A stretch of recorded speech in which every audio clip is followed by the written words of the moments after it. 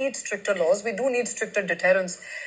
Coming to think of other countries where, in this country, I mean, getting a license is very easy.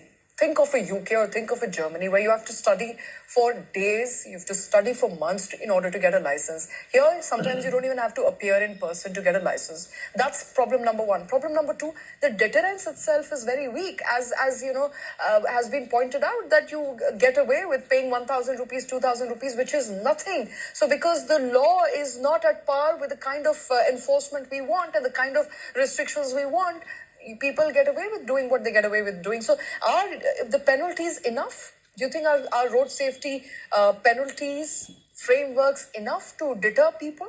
I think we are addressing the issue from the wrong side.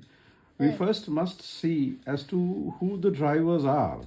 These drivers, especially, I mean, every day we are seeing this kind of some bonnet pushing and Kanpur case or the Pune Porsche case, whatever. These are all rash and negligent. But the Lucknow case, I've been given to understand the person driving is a juvenile. Now we have to address. Actually, that's still contentious whether he is a juvenile. We're told that he's in class 12. Some are saying he was 21 years old. I am taking it for a moment that he is a juvenile, because this is a problem which is writ large across the country, whichever state you see. We must see as to who is the owner of the vehicle here.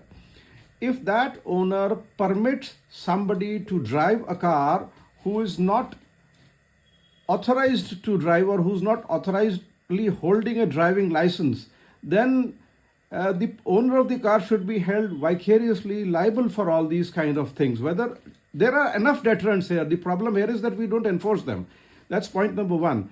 What I'm saying is, how does the school authorities permit such kind of vehicles, whether it is a two-wheeler or a four-wheeler, to be driven inside the premises of that school? Because even if he's at class 12 students, at best he will be 16 or 17 years old. Can a 16 or 17 years old hold a license? If it is negative, then how they are permitting the principal of the school should be held responsible for such kind of vehicles to be brought in the school. Somewhere the owner of the vehicle, maybe he is the father, mother, or whosoever it is, must be vicariously held liable. That is the way we must address the issue here. And All right. Oh, understood. Ranjan Dwivedi, so is there a problem with deterrence?